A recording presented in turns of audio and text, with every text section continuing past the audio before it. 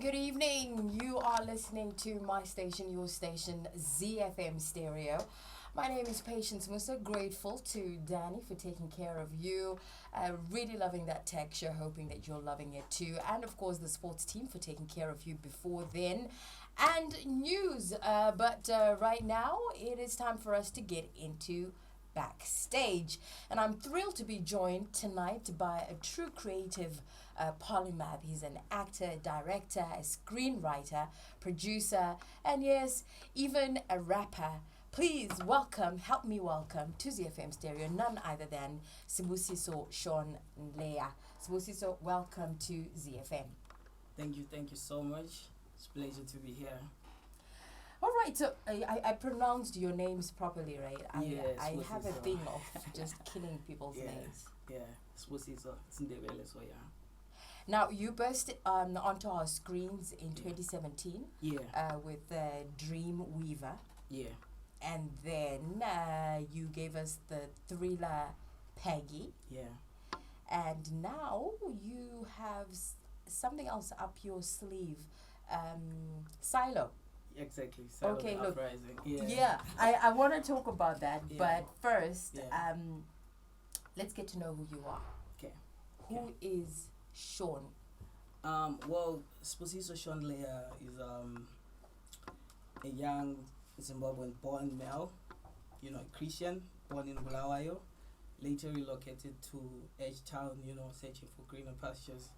And then did you find the greener pastures? Were they truly greener? At that time, unfortunately, no. So I had to move to SA.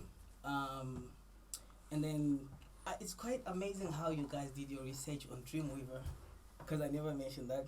And Dreamweaver was like my wait up. So you think you are going to send me your profile? Yeah. And I'm not going to do my own research? Damn. Aywa. So So Dreamweaver was a project that I made with Tax Ladlungu. Is a New York-based filmmaker, now based in Cape Town. Went for auditions. Came one of the actors. Amazing movie. It was a 48-hour project, because in Cape Town they do these things annually. They do these 48-hour projects for movies, and then wow, amazing. You had to dig that up. Hey, I did. Hey, you. Okay, so all right, so it's a pleasure meeting you and getting to know you now. We'd seen your work before.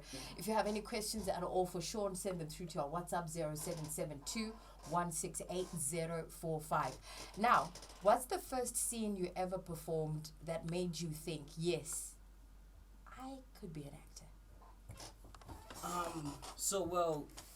2017, end of 2017, I was in Cape Town, and then I saw this casting call for B Media, and then I went, got shortlisted to like 10 guys, and then I became the main actor for a movie titled Trish.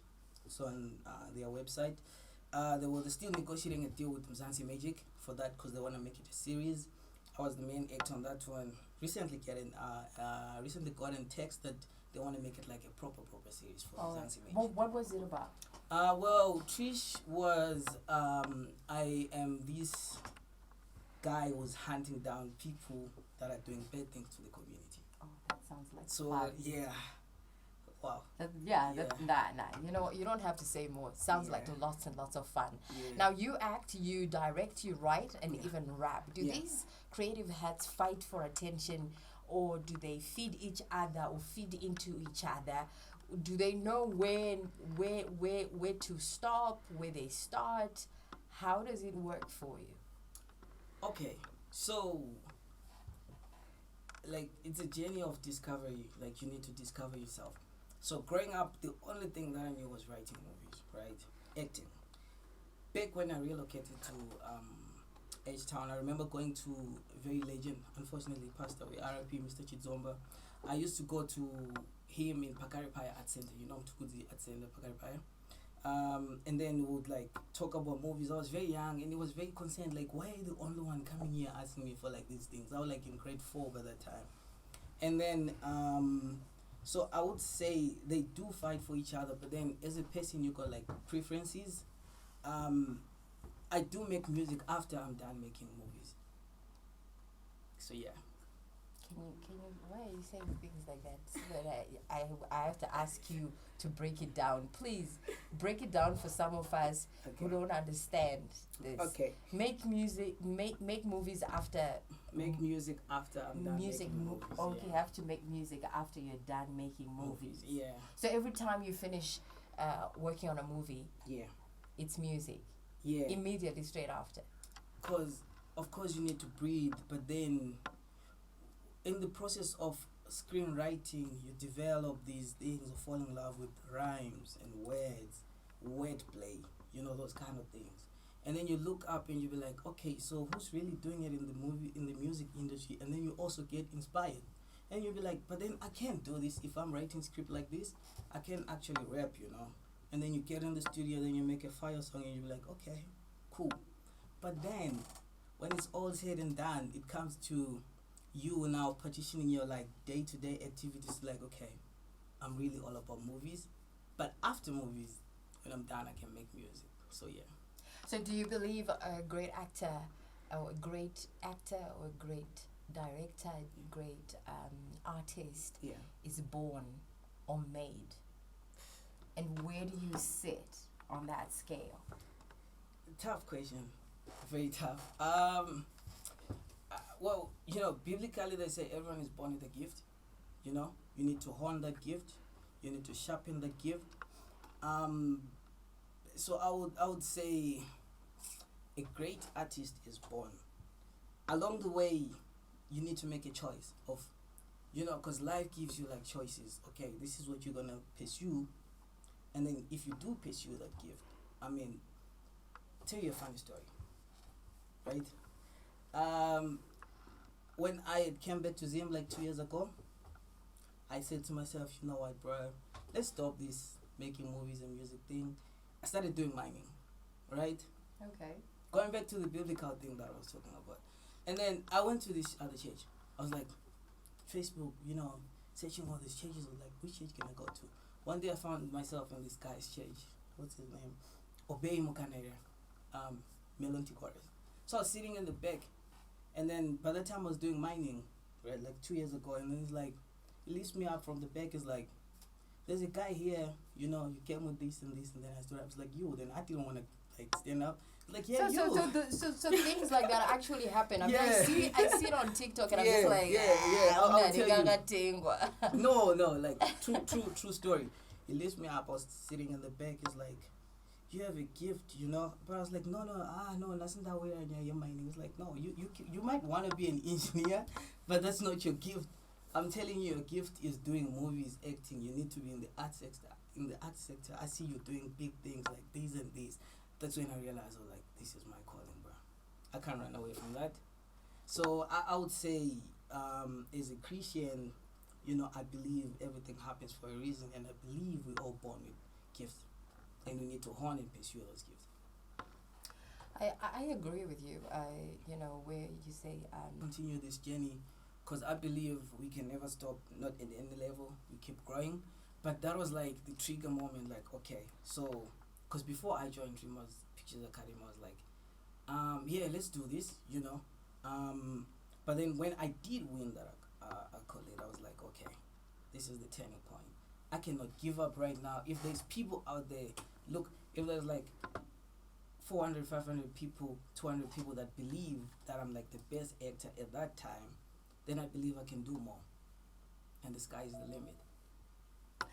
Nyasha Tota, good evening to you. Good to know that you are tuned in. 0772-168-045 is our WhatsApp. This is ZiFM Stereo, and it's still backstage with me, Patience Musa, and my guest tonight is the multifaceted actor and creative Sibusiso Sean Nleya. So many layers to unpack this evening, and I'm loving every second of it. If you have any questions, do send them through to our WhatsApp. That number again, 0772-168-045. So, Sean, what's the toughest role, or maybe let's start with scripts. What's the toughest script you've ever written? And how quick are you at writing these scripts? Do you spend sometimes years without finishing it? Do you have scripts that you've been writing for the past 5-10 years? Yeah. Okay, so I have scripts that I wrote ever since I was grade 4. I have books that I wrote. Unfortunately, at some point, people thought I was crazy because I was young, and my parents were like, at that time, like we're talking about big, and then my parents were like, as we not married, but I have books that I wrote that are still at home that I would like go back and be like, damn, this was a fire script, and with the knowledge that I have now, I can be like, I can add more to that. But I feel like the toughest script that I have wrote was a horror movie, because I would like to experiment and see how far I can go with myself. I've done thrillers, action and all those stuff, but I feel like as a human being you need to push yourself to the limit. We're looking at Hollywood as like the pivotal point of art in this world, and we see people that come as like Jim Carrey, they do horrors, they do thrillers, they do all these beautiful movies, and you're like, if I'm like an artist and someone is an actor, I need to be as well to do this thing. So yeah, I writing a horror film and then trying to portray the character was like one of the beautiful yet hardest things. Yeah. Like many Zimbabwean creatives, do you feel you would have been better placed if you had been born in a different country, different continent? Tough question. I feel like you're putting me on the spotlight right now, but okay. Dude, tell the truth. Tell the truth. Okay. Have you ever thought of it? Good, you know what? If I had been born elsewhere, if I'd been born in this country, this particular continent, I would be way up. Okay, so you want the truth? The right? truth. Okay, the truth. I was in SA for a few years, and I feel like if I was an SA citizen and born there, I would have done so much damage right now. I feel like I would have, spiraled up, and I feel like the same would happen if I was born maybe in the States. But I'll tell you what, everything happens for a reason. God is the greatest. We in Zimbabwe, I feel like we need to set the pace. We are like the generation that's gonna unlock idle key economic resources in Zimbabwe. Talking about the art sector per se. I feel like there are people that are looking up to us that are like rural places, people that are listening to us right now. People that say, I have dreams of becoming this, but I was born in Zimbabwe. So I would say I can never at any moment in my life say it was not a blessing to be born in Zimbabwe. It is a blessing. All the stories that I write are like day-to-day stories, things that inspire me, things that I look around and say affect me every day. So I would say, yes, it would have been a pleasure to be born in the States or Canada. Look at the weather, but I've never there's no snow in Zimbabwe, but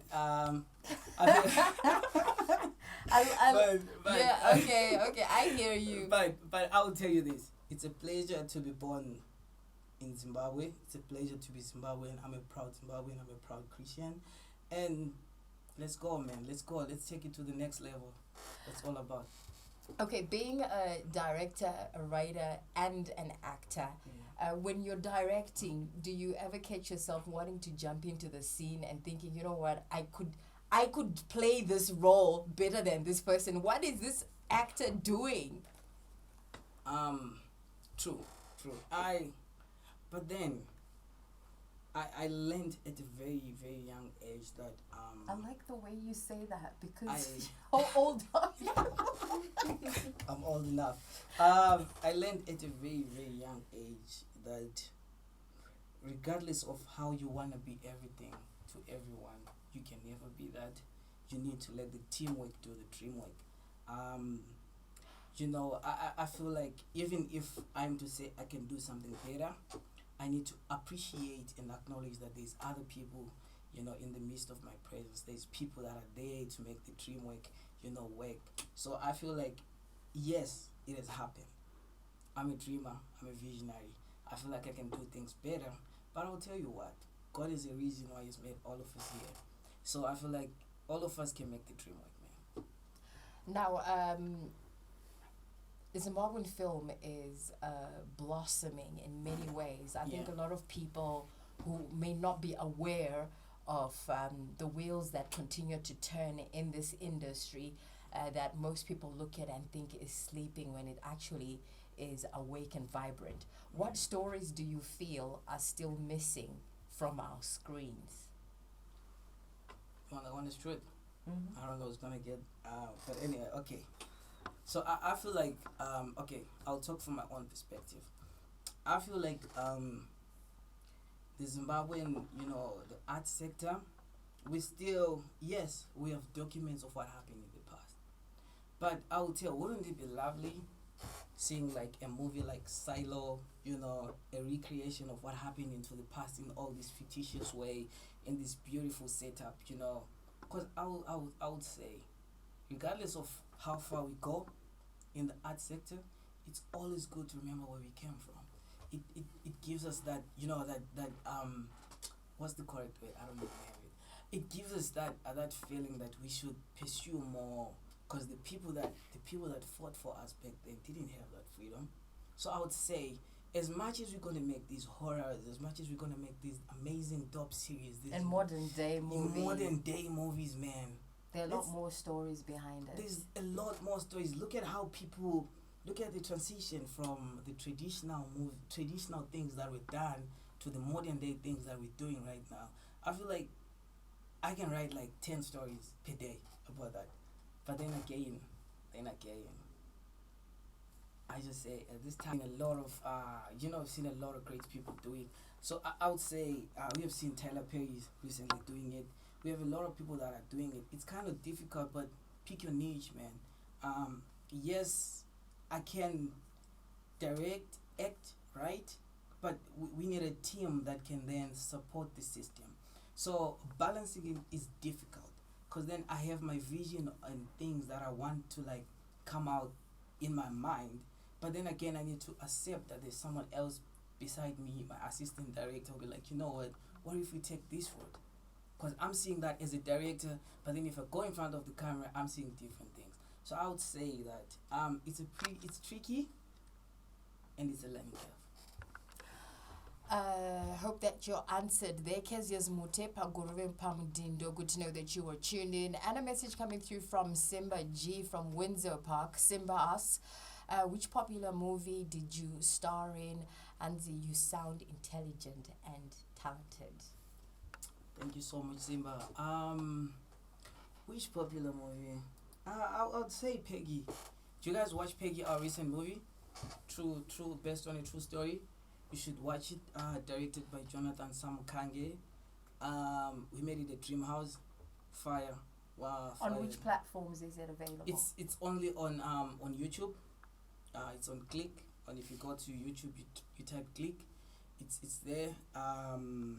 Yeah, we won the European festivals with that movie. Outstanding short film, and our lead female actress won as well. So it's a beautiful movie. So, and another message here reads, okay, all right. It says, I'm a fashion designer, but also I'm passionate about film production. Sometimes I dream of movie scenes. They are so good. Okay, so that's just the message there. Okay. And another message here coming through from Alan Janami, listening in from Vurwi. Good to know that you, Anzi, okay. Yes, Alan. Alan is the one who asked you that essay question there. Okay. It's good to know that you were tuned in. 7 minutes to the hour. 8 is our time. Let's talk about the movie Silo. Yes. Mm-hmm. Let's go. Okay. Yeah. So what inspired this? Whilst we talk about Silo, what inspires your best work? Is it chaos? Is it heartbreak, joy, or silence? And what inspired this particular movie? So I feel like I'm inspired by everything. Also, I learned at a very, very young age about screenwriting that you shouldn't limit yourself. Because I feel like per day, we as humans go, scientifically speaking, they say we go through a lot of emotions per day. So if we channel those emotions as a screenwriter, we can come out with dope, amazing movies. I mean, there's nothing that New York or Hollywood is making that we can't make, guys. Like, yo. Anyway, back to your question. Mm-hmm. What inspired Silo? I saw the trailer. Yeah. I saw the bullet. Yeah. Did you see the trailer? Did you like it? I want to watch it. Yeah. I really want to watch it. And I don't know how I missed everything. Yeah. And I'm only seeing the trailer now. Yeah. So let's talk about what inspired it.